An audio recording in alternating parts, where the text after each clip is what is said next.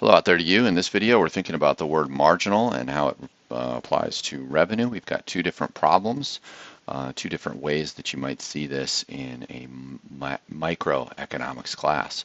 So let's use this pinkish color here. All right, so the word marginal means additional. So in this case, we're thinking about the additional revenue. And it tells us in this problem that the t-shirt vendor can sell the quantity and the price. If they choose a price of 8, they're going to sell 10 t-shirts. Okay, and then if they lower the price down to $7.50, they're going to sell one more t-shirt, so now it's 11.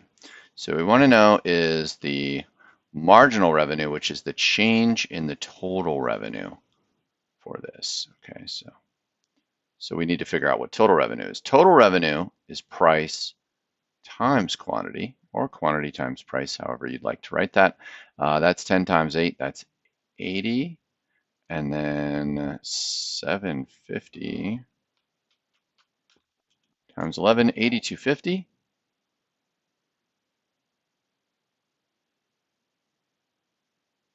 So we can see the additional revenue earned by lowering the price is $2.50. $2.50 is the additional revenue. So steps on that one, you need to figure out total revenue on both, and then what's the difference there. Next, suppose the demand curve is this, and that's actually the inverse demand function.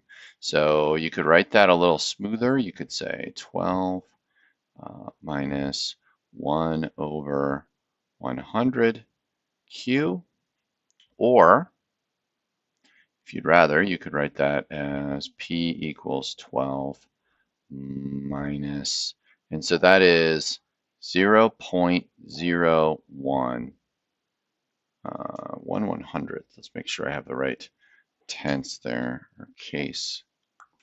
1 over 100. I did it right. There we go. Just got to make sure, I don't want to make mistakes here. These are all the same thing, okay?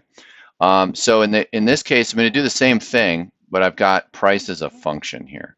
So I need to multiply price times quantity. So total revenue is just like taking this function and multiplying Q all the way through. Okay, so that would be 12Q minus 0.01 Q squared.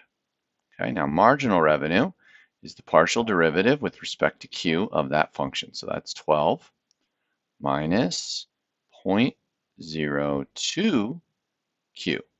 That is the marginal revenue function for that demand function. Now, in case you're given a demand function that is not inverse, like it's Q equals, I don't know, let's just say like 100 minus P, something like that, you can just rearrange that so that it's inverse. That would be the first step you need to do before you get total revenue. That's how to calculate marginal revenue in a couple different ways.